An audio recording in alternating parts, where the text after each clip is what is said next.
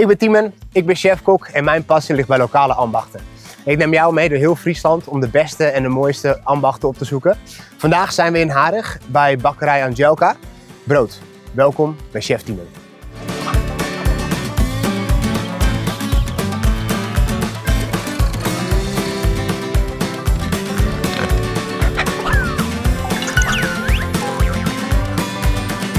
Angelka, wat doe jij hier eigenlijk?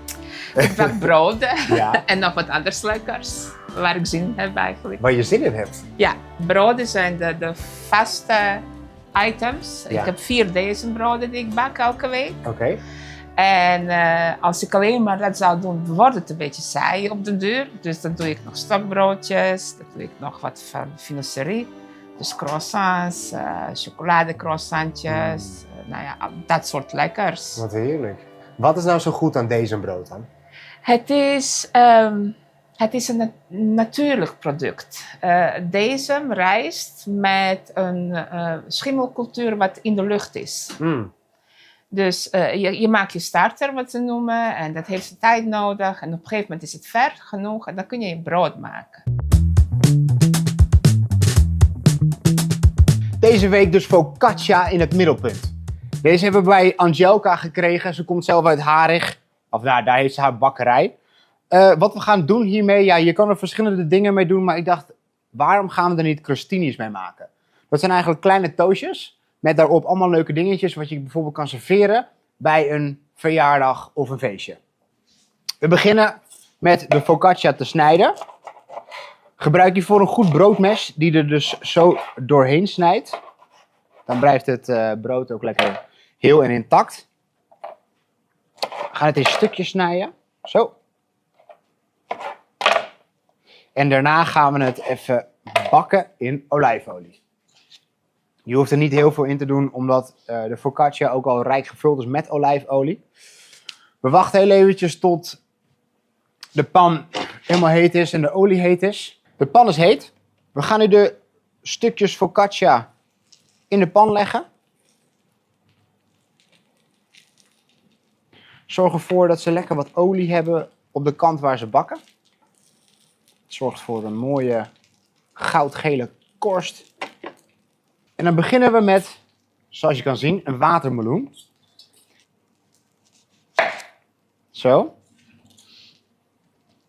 Nog steeds niet heel scherp, maar dat komt ook omdat de schil wat oud is, volgens mij. Hij is in ieder geval mooi vers, of mooi rijp, de watermeloen.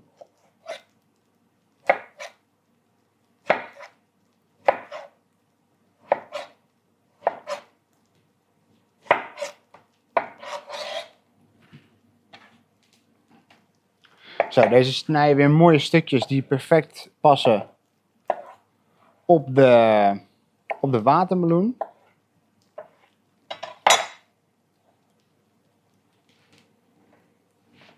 Ik vind het dan leuk om dan mooie vierkante stukjes erop te doen. De rest die kan je natuurlijk gewoon bewaren als snack eten, aan je kinderen geven of wat dan ook. Nou, het deegje had ik alvast gekneed, want dat is met biga. Oh. Dat moet overnachten in de koelkast, moet heel langzaam en lang rijzen. Dus Fermentatie is dat toch? ja, dit is wel op basis van gist. Heel klein beetje gist. Oké. Maar het is omdat je dus, biga is de voordeeg, zo kun je het zeggen. Dan gebruik je minimale hoeveelheid gist. Ja. Dan laat je dat een dag of een nacht, soms 2 dagen, kan het gewoon rustig rijzen. Ja. En vervolgens, als je dan verder focaccia wil afmaken, je kunt er ook andere dingen mee doen, dan pak je de biga en dan voeg je nog wat bloem, en zout en water. En dan heb je je einddeeg. We hebben bosuitjes. Ik vind het altijd lekker met zongedroogde tomaatjes. Ja. Die vind ik sowieso lekker. Altijd lekker. Dit is een hele mooie spread van tomaat en basilicum. Lekker. Dus dat kan als eerst, dacht ik. Dan Ja. doen we dat. Helemaal goed. Of als je dat niet wil, kun je ook gewoon rode pesto doen. Maar dit vind ik lekkerder. Dit gaat helemaal als laatst. Ja, dus dan zo overal een beetje. Ik zeg tegen kok hoe die iets moet maken. Ja, maar dat is helemaal goed. Vertel mij zeker wat ik moet doen. Moet ik het een klein beetje verspreiden? Of wat Zou wil ik je doen. Ja? Wil je nog meer van dat? Of dan zeg je dat is genoeg? Een klein beetje. Oh, lekker beetje zo. Oh. De meer de beter, hè, zeggen ze altijd. Toch? Zo. Ja, bon. Dan doe je lekker bosui. Lekker bosuitjes. En denk eraan, die verdwijnt zo'n beetje. Als je bakt, dan gaat die slinken. Dus als je nu denkt, dat is te veel, dat is niet te veel. Is het niet te veel? Gewoon echt overal goed verdelen.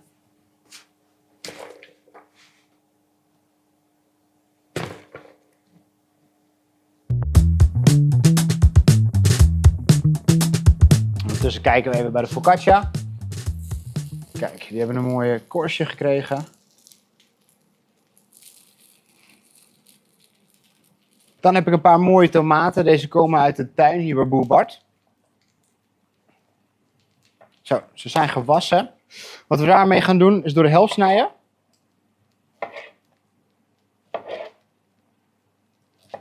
Zo. Dan gaan we ze even aanmaken in een klein bakje met olijfolie.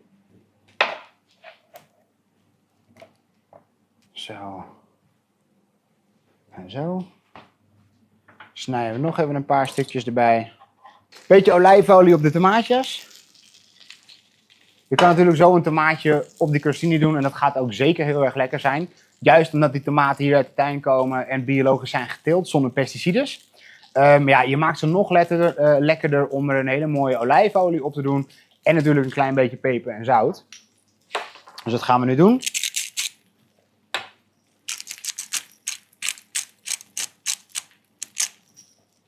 Kan je met de lepel doen. Maar ja, je kan het ook gewoon even zo heen en weer schudden. Zijn die ook klaar? Wat hebben we dan nog meer? Kaas. Altijd lekker. Dit is de nagelkaas van de Nijlander. Van Otto Jan. Kijk. Ja, en als je het hebt over de Ferrari of de Lamborghini van de kaasschaven. De Bosca. En dan denk je van, Timo, wat lul jij nou? Dat snap ik. Maar als er iets vervelend is, dan is het een oude kaasschaaf van je moeder. Dus mocht het ooit weer moederdag zijn, koop zo'n ding. Die zijn echt fantastisch.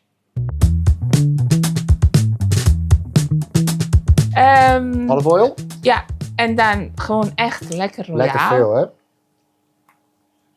We gaan dus nu beginnen. We doen onze vingers erin en dan?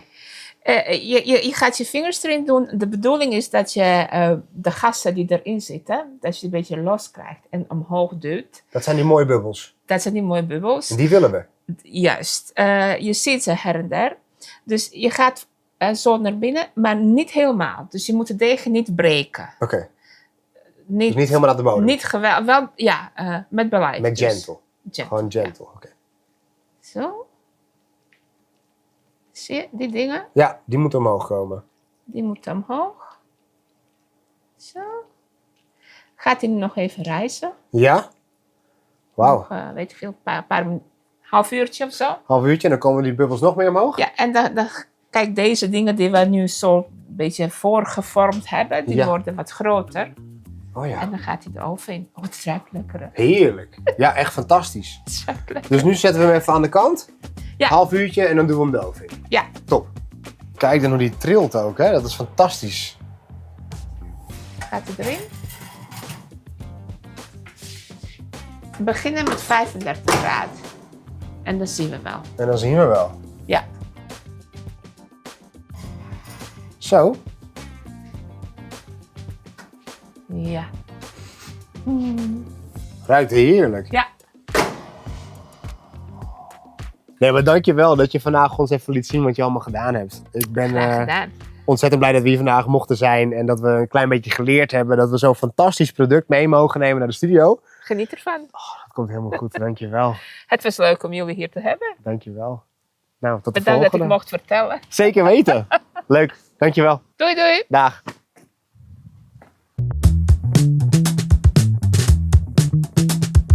Stukjes focaccia's zijn mooi gebakken. We hebben de toppings klaar, dus nu gaan we het opmaken. We beginnen met de kaas. Het leuke is natuurlijk dat je niet allemaal één kaas maakt en die met watermeloen. Het is leuk dat we er een beetje feestelijk opmaken. Dus dat je verschillende toasties hebt met verschillende toppings. Ik zou het lekker zo doen. Hoppa. Ik heb hele mooie biologische jam hier. Van aardbei en framboos. Die gaan we hier bovenop doen.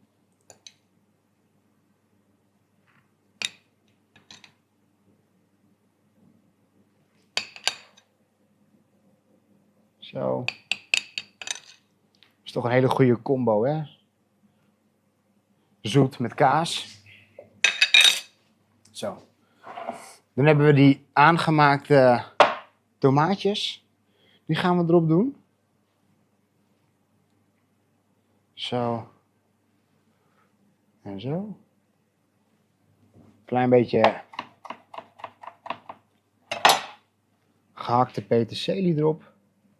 Zou je bijvoorbeeld ook basilicum op kunnen doen. Je zou er nog wel een beetje mozzarella op kunnen doen. En dan de laatste is een watermeloen. En denk je, wat raar. Trust me, als je dit gaat proeven, dan smaakexplosie. En dat komt omdat ik er een klein beetje geitenkaas bovenop ga doen van Doetie. Ja, en als je het hebt over een smaakcombinatie, dan is watermeloen samen met geitenkaas echt super lekker. Het milde en het frisse van de watermeloen samen met de volle vettigheid en de umami smaak van die geitenkaas. Heerlijk. Ja, er geldt nog maar één ding natuurlijk. Een klein beetje zout op die watermeloen, want dat is echt onwijs lekker. En kijk eens. Daar hebben we 3 verschillende soorten hapjes. Nog niet eens 10 minuten gekost om dat te maken. We hebben de nagelkaas van Otto Jan van de Nijlander. Mooie biologische jam erop. Tomaatjes uit de tuin met verse peterselie en olijfolie. En natuurlijk de watermeloen met geitenkaas van Doetie. Op een fantastisch stuk brood, de focaccia van Angelica.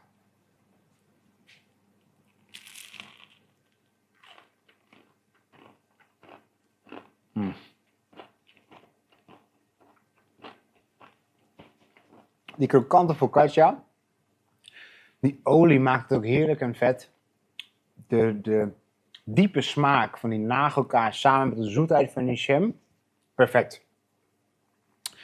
Dit was het deze week dus. We hebben 3 verschillende soorten crostinis gemaakt met de heerlijke focaccia van Angelica. Ik zou zeggen tot volgende week. Komende week bij Chef Team krijg je antwoord op de vraag: wat kun je doen met je oude brood? Ik heb hier allemaal verschillende oude broodsoorten. Wat we gaan doen is een broodpudding recept. En het hoofdingrediënt is, naast brood, melk.